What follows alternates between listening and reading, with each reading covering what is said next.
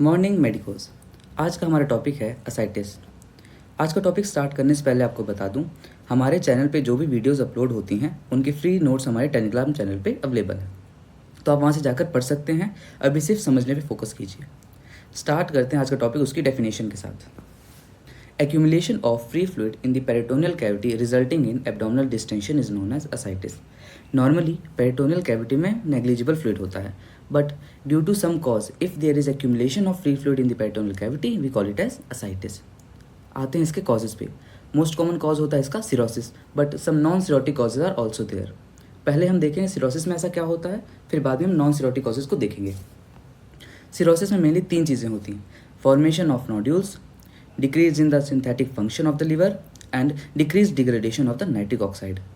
अब formation of nodule से क्या होता है? जब नोड्यूल्स फॉर्म होती हैं ये साइनोसॉइड्स पे प्रेशर क्रिएट करती हैं, जिसकी वजह से increase intrahepatic resistance to the flow of blood होता है, वो कॉज करता है पोर्टल हाइपरटेंशन। अब पोर्टल हाइपरटेंशन में increase hydrostatic pressure in the portal vein होता है, which leads to the extravasation of fluid from plasma into the peritoneal cavity. पहली बात हो गई। दूसरा देखते हैं, लीवर सही से प्रोटीन सिंथेसिस नहीं कर पाता है, जिसकी वजह से ऑन्कोटिक प्रेशर कम होता है और फिर हमारा एक्सट्रावेजेशन ऑफ फ्लूइड होता है। ये हुआ। अब तीसरा पॉइंट ये है कि decrease degradation of nitric oxide, जिसकी वजह से नाइट्रिक ऑक्साइड के लेवल बढ़ते हैं हमारी बॉडी में। नाइट्रिक ऑक्साइड क्या है? एक पोटेंट वेजोडाइलेटर है, तो ये क्या कराएगा? स्प्लैंकनिंग वेजोडाइलेशन कराएगा और pooling of blood in the splanchnic circulation होगा, जिसकी वजह से इफेक्टिव सर्कुलेटरी वॉल्यूम हमारा बॉडी में कम हो जाता है। Blood reach in the kidney will be low, ठीक है। इसकी वजह से रास एक्टिवेट होगा, एल्डोस्टेरोन का फॉर्मेशन होगा और सोडियम एंड वाटर रिटेंशन होगा, जिसकी वजह से होता है असाइटिस। ये तो तीन मेन कॉजेज हो गए।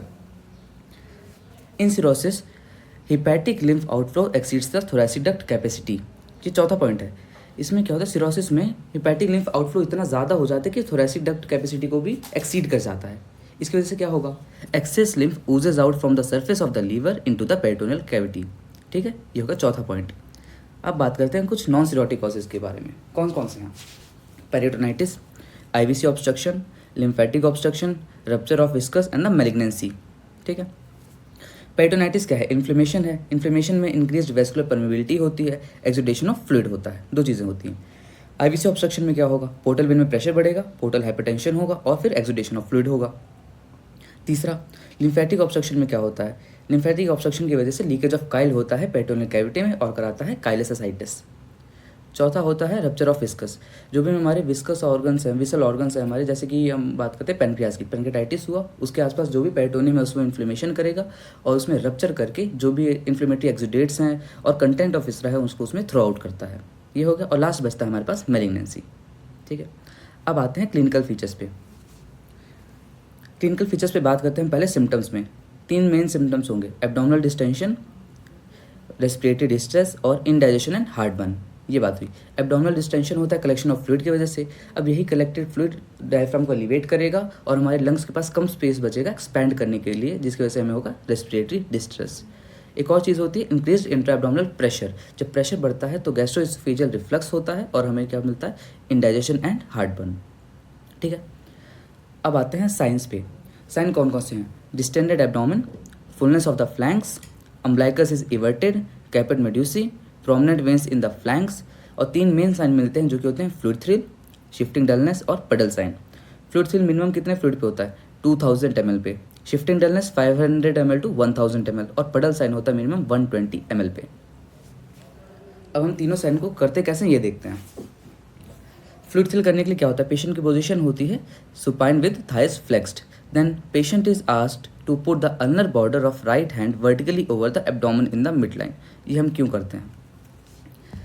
अगर किसी पेशेंट को असाइटिस है तो उसके पेरिटोनियल कैविटी में फ्लूइड प्रेजेंट है। जब भी हम टैप करेंगे तो तीन वेव्स जनरेट होंगी, ठीक है। एक एंटीरियर एब्डोमिनल वॉल से, एक फ्लूइड से और एक होगी पोस्टीरियर एब्डोमिनल वॉल से, ठीक है। तो पोस्टीरियर एब्डोमिनल वॉल की वेव हम कैसे एलिमिनेट करते हैं? बाय लाइन सुपाइन बेड की वजह से एलिमिनेट हो जाती है। एंटीरियर वाली कैसे एलिमिनेट होती है? उसको हम एलिमिनेट करते हैं पेशेंट का राइट हैंड वर्टिकली एब्डोमेन पे रख के हम करते हैं। और जो तीसरी वेव है वो हमको फील होती है फ्लूइड वाली, ठीक है।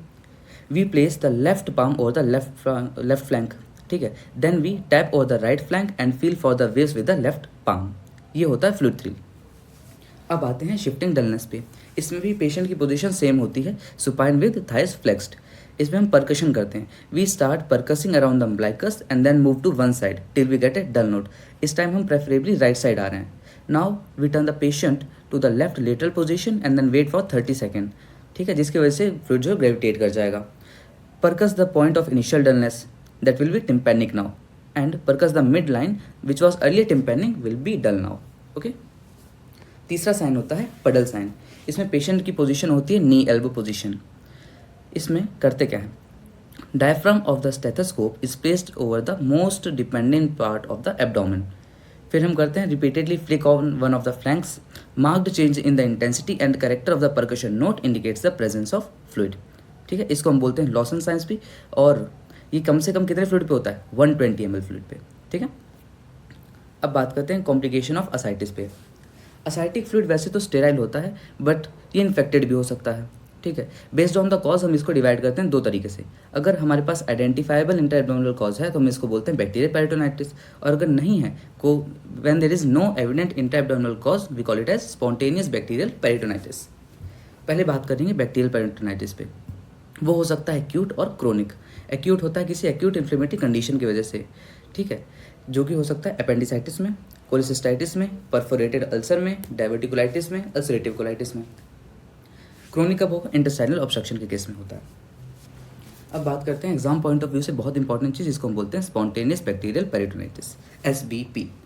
इसका मोस्ट कॉमन कॉज होता है E. coli।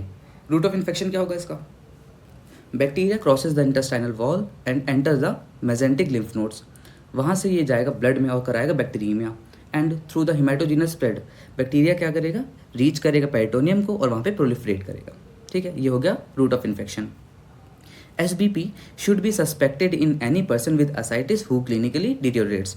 जिस भी पेशेंट की असाइटिस, जो भी पेशेंट असाइटिस का है, अगर उसकी क्लिनिकल फीचर्स बढ़ते जा रहे हैं तो हमें SBP सस्पेक्ट करना है। अब आते हैं क्लिनिकल फीचर्स पे। SBP क्या है, इन्फ्लेमेशन है। इन्फ्लेमेशन में क्या होगा, फीवर होगा, एब्डोमिनल पेन होगा और रिबाउंड टेंडरनेस होगा। रिबाउंड टेंडरनेस क्या है, पेरिटोनाइटिस का काफ़ी क्लासिकल साइन होता है, ठीक है। हाई रिस्क पेशेंट कौन से हैं जिनको SBP डेवलप हो या उसका रिकरेंस हो, कौन से हाई रिस्क पेशेंट हैं, जिनके असाइटिक फ्लूइड में हमको हाई बिलिरुबिन मिल जाए और लो प्रोटीन मिले, वो होते हैं। हाई बिलिरुबिन क्यों, अगर हाई बिलिरुबिन मिल रहा है ये इंडिकेट करता है बिलियरी परफोरेशन को। अगर बिलियरी परफोरेशन हुआ है तो कोई भी इन्फेक्टिव एजेंट वहाँ से आकर के हमारे असाइटिक फ्लूइड को इन्फेक्ट कर सकता है। ये तो ये हुआ। दूसरा, लो प्रोटीन। SBP में क्या होगा, SBP को ठीक करने के लिए किसको आना चाहिए, एंटीबॉडीज़ को आना चाहिए। एंटीबॉडीज़ क्या है, प्रोटीन्स ही हैं। अगर हमारे बॉडी में कम एंटीबॉडीज़ रहेंगी, कम प्रोटीन्स रहेंगे, तो हमारे क्या होगा, SBP रहेगा, बार बार रिकर करेगा, ठीक है। ये होगा कॉज इसका। अब बात करते हैं इन्वेस्टिगेशन में हमको क्या मिलेगा। इन्वेस्टिगेशन में हमको मिलेंगे न्यूट्रोफिल्स ग्रेटर दैन 250 पर mm3, WBC ग्रेटर दैन 500 पर mm3 और कल्चर पॉजिटिव मिलता है। इसमें भी न्यूट्रोफिल जो है वो काफ़ी डायग्नोस्टिक वैल्यू रखता है, ठीक है। इसके बाद आते हैं ग्रेडिंग ऑफ असाइटिस पे। इसको हम ग्रेड करते हैं माइल्ड, मॉडरेट एंड सीवियर, ठीक है। माइल्ड क्यों, कब कहेंगे, ascites detectable only by ultrasound, इसको बोलेंगे mild. Moderate symmetrical distension of abdomen है तो बोलेंगे मॉडरेट, और अगर लार्ज डिस्टेंशन है तो बोलेंगे सीवियर, ठीक है। रेटिंग के बाद हम देखेंगे इन्वेस्टिगेशंस पे। इन्वेस्टिगेशंस में सबसे पहले कर सकते हैं अल्ट्रासाउंड कर सकते हैं। अल्ट्रासाउंड क्यों करेंगे, to detect even the small amounts of ascitic fluid up to 50 और 100 ml, ठीक। इसके बाद हम करेंगे पैरासिंथेसिस। इससे हम करेंगे एस्पिरेट करते हैं असाइटिक फ्लूइड को और देन उसको इवेल्युएट करेंगे। किस किस हेडिंग में इवेल्युएट करेंगे, पहले ये देखते हैं। ग्रॉस अपीयरेंस देख सकते हैं, उसका कल्चर कर सकते हैं, उसका ग्राम स्टेन कर सकते हैं, सेल काउंट कर सकते हैं, प्रोटीन्स चेक कर सकते हैं और अमाइलेज लेवल देख सकते हैं, ठीक है।